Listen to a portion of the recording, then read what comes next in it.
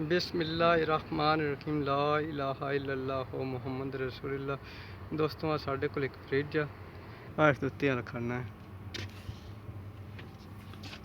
इस थल्ले वाला खाना है। हुण असीं उत्तों चैक करते हैं।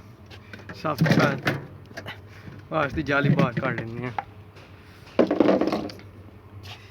हुण असीं जिहड़ा फ्रंट आ कवर है ना पैनल इहनूं जिहड़ा ना हटा लैंदे हैं।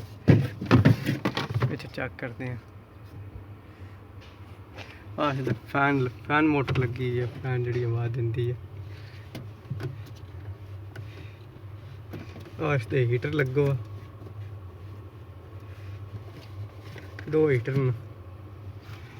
चेक करते हैं कि चीज़ साड़ी प्रॉब्लम कर रही है। साढ़े को मल्टीमीटर है तो असीं इहनूं कंटीन्यूटी तो कर लिया। हुण असीं एक एक चीज़ चेक करते हैं। एक एक जंपर उतार के तो चेक करते हैं कि मसला कि चीज़ काम नहीं कर रही।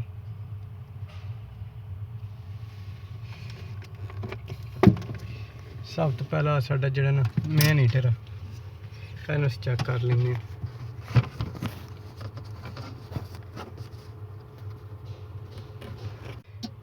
हीटर में असीं लीड लाई है, हीटर साडा ठीक है, रीडिंग शो कर रहा। अद नज़र आंदा पे ना हीटर ने असीं वापस फिर अपनी जगह तो लगा देने। हीटर की जगह है, हीटर में असीं लगा दिता। और कोई चीज़ असीं उतारते हैं, दूसरा हीटर उतार लेंगे हैं। असीं चेक करते हैं हीटर में। हाँ साडा फ्यूज़ साडा भी ठीक है।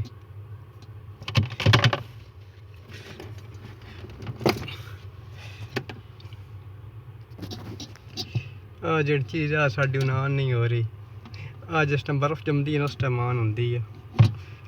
ठंडिया करके तो फिर चेक करा दे। इसकी फिटिंग करने वास्ते जो लाक ते दवान लीकां ही नज़र आ रही हैं।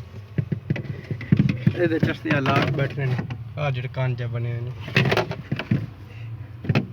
सीधा रख के ये बिठा के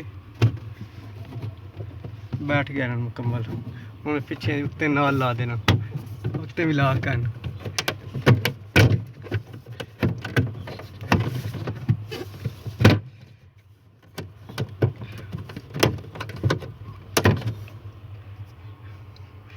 साडा मुकम्मल फिट हो गया। तो हूँ असीं जिहड़े ना ये जाली रखते हैं।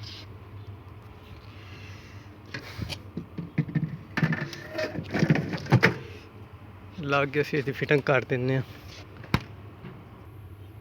इसकी थर्मोस्टेट है, थर्मोस्टेट भी चेक करांदे। थर्मोस्टेट दी ठीक ही है साडी। ऑन ऑफ वाला बटन है। साडा टाइमर है।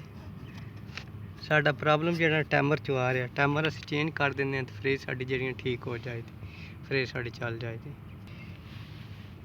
इत्थे साडी मेन केबल लगनी है जिहड़ी पिछ बिजली रसोई तो आती है, वो भी असीं ला देवांगे। तो टाइमर भी चेक करके टाइमर भी नवां ला देंगे तो फ्रिज साडी जिहड़ी है बिल्कुल ठीक हो जाएगी। डब्बी टाइमर तो उतारन वास्ते इत्थे उत्ते एक पेच लगा हुआ, वो पेच असीं खोलांगे। खोल के तो इन्हूं थोड़ा बाएं साइड तक करके थल्ले डब्बी नूं खिंच लवांगे। सब तो पहले असीं पेच खोल लेंगे हैं।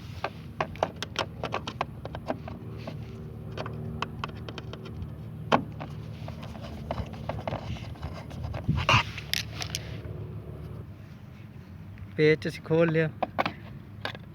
साडा टाइमर बाहर आ गया। हुण असीं इस टाइमर नूं चेंज करते हैं। तो साड़ी हीटर ते भी तार जा रही है, कंप्रैसर ते भी जा रही है, तो फैन मोटर ते भी जा रही है, जेड़ा अंदर पक्खा छोटा लगो।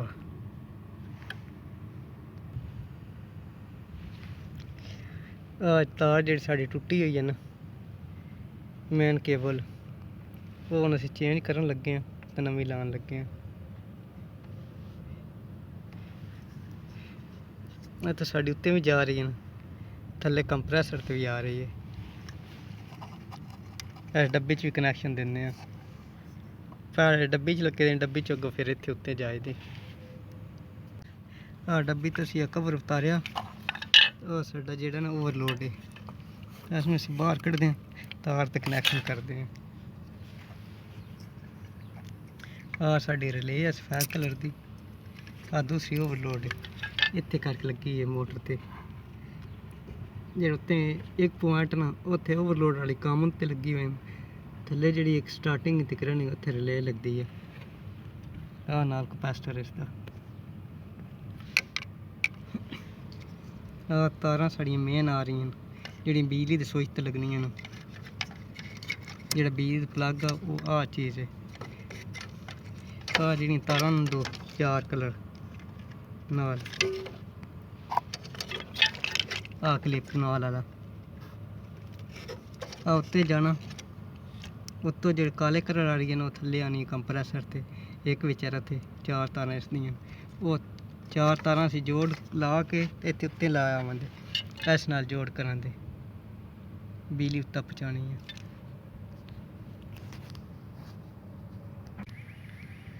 ਤਾਰਾਂ ਦੇ ਸਾਡੇ ਜੋੜ ਲੱਗ ਗਏ ਤਾਂ ਹੁਣ ਅਸੀਂ ਅਜੇ ਡੱਬੀ ਨੂੰ ਉੱਤੇ ਲਾ ਦਿੰਦੇ ਹਾਂ। ਆਹ ਤਾਰਾਂ ਦੇ ਕਨੈਕਸ਼ਨ ਫਿਰ ਜਿਸ ਤਰ੍ਹਾਂ ਇੱਕ ਇੱਕ ਉਤਾਰਨੀ ਹੈ ਨਾ, ਇੰਝ ਇੱਕ ਇੱਕ ਜਿਹੜੀਆਂ ਅਟੈਚ ਕਰ ਦੇਣੀ ਹੈ।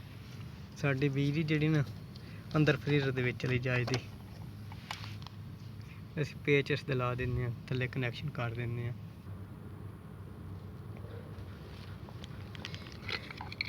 ਇੱਕ ਇੱਕ ਤਾਰ ਉਤਾਰਦੇ ਜਾਵਾਂਗੇ ਤੇ ਲਾਈ ਜਾਵਾਂਗੇ। ਇਸ ਨੂੰ ਉਤਾਰਿਆ ਕਾਲੇ ਕਲਰ ਵਾਲੇ ਨੂੰ ਅਸੀਂ ਸਫੈਦ ਲੈਂਦੇ ਹਾਂ। ਸਫੈਦ ਸਾਡੀ ਜਿਹੜੀ ਥਰਮੋਸਟੇਟ ਤਾਰ ਰਹੀ ਹੈ ਕੰਪਰੈਸਰ ਤੇ। ਆ ਸਾਡਾ ਨਿਊਟਰਲ ਹੈ।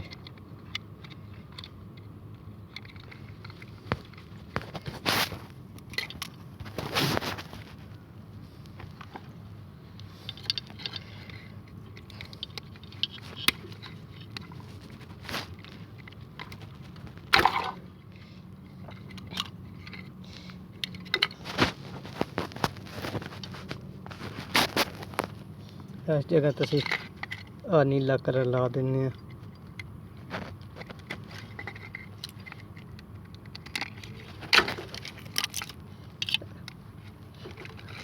ਆ ਸਾਡਾ ਸੁਰਖ ਲੱਗ ਗਿਆ।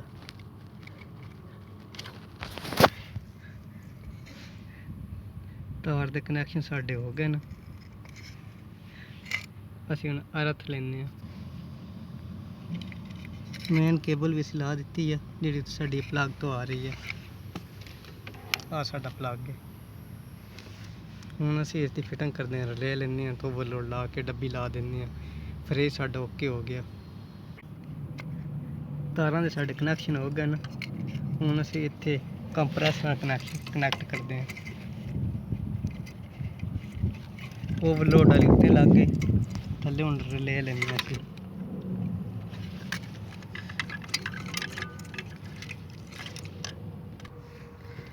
ਹੁਣ ਸਾਡੀ ਰਿਲੇ ਦੀ ਫਿਟਿੰਗ ਹੋ ਗਈ ਹੈ, ਓਵਰਲੋਡ ਦੀ ਤਾਰ ਲੱਗ ਗਈ। ਹੁਣ ਅਸੀਂ ਡੱਬੀ ਲੈਂਦੇ ਹਾਂ।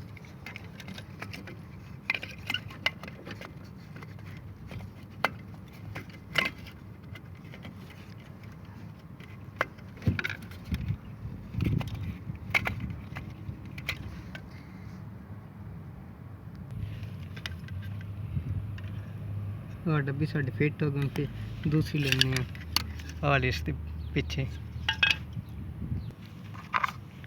ਹੁਣ ਟਾਈਮਰ ਨੂੰ ਅਸੀਂ ਇਸ ਡੱਬੀ ਵਿੱਚ ਫਿੱਟ ਕਰਦੇ ਹਾਂ।